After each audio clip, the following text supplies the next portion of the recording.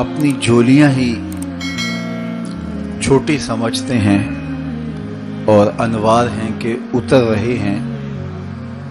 دلوں کی دنیا حضور کی محبت سے سرشار ہے، اور آج ہمیں خوشی کیوں نہ ہو. آج کی شب میرے اور آپ کے آقا و مولا وہاں تک پہنچے ہیں جہاں کسی کا خیال بھی نہیں پہنچ سکتا. کوئی فلک تے رہ یار گیا، کوئی جا سدرا تے ہار گیا. ایک کالیاں زلفاں والا سی جڑا عرش تو بھی لنگ پار گیا. اتنا عروج کائنات میں حضور علیہ السلام سے پہلے نہ کبھی کسی کو ملا، نہ حضور کے بعد کسی کو ملا.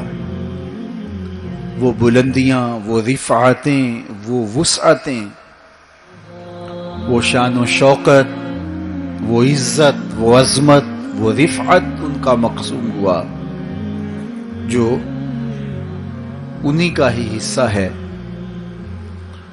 اور اللہ تعالی جل شانہ نے اتنا نوازا کہ کوئی کمی باقی نہیں رہی.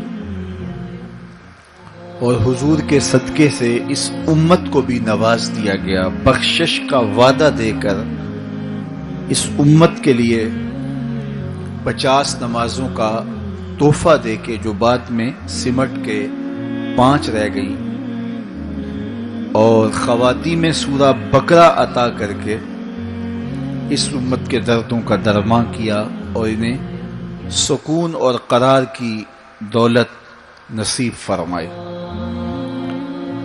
کتاب رحمت قرآن مجید اس واقعہ کو بہت شان و شوکت کے ساتھ بیان کیا ہے کہ وہ ذات پاک ہے جس نے اپنے عبد خاص کو، عبد مکرم کو، رات کے مختصر حصے میں مسجد حرام سے مسجد خاص تک، مسجد اقصی تک سیر کرائی، تاکہ وہ اپنے عبد خاص کو، اپنے بندہ خاص کو اپنی قدرت کی نشانیاں دکھائے. وہ مسجد اقصی جس کے اطراف میں رحمتیں برستی ہیں، انوار اترتے ہیں اور برکات کا نزول ہوتا ہے.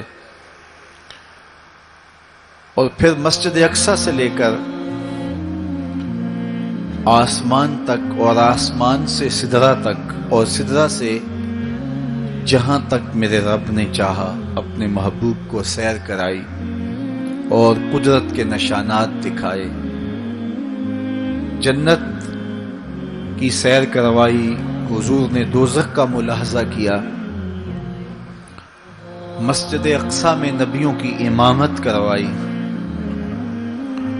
بیت المعمور میں اللہ کے محبوب کی جلوہ گری ہوئی، انبیاء علیہم السلام سے ملاقاتیں ہوئیں، اور سب سے بڑھ کر اللہ نے اپنے محبوب کو اپنا دیدار عطا فرمایا.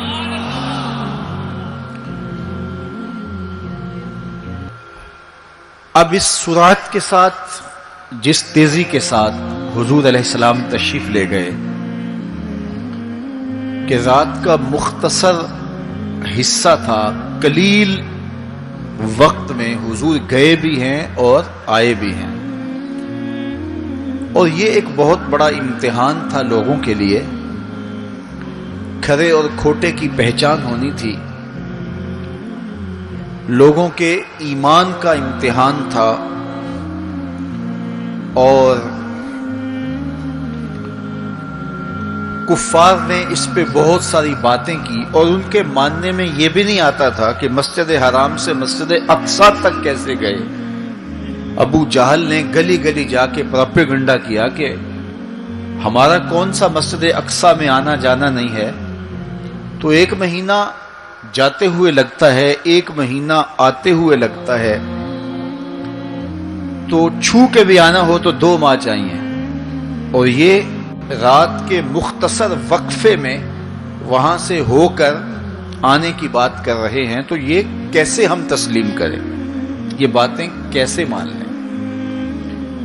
تو وہ مسجد حرام سے لے کے مسجد اقصی تک حضور علیہ السلام کے جانے اور آنے کو نہیں مانتے تھے، اور ماننے والوں نے کہا سرے عرش بھی گئے ہیں اور واپس آئے ہیں، ہم اسے بھی مانتے ہیں۔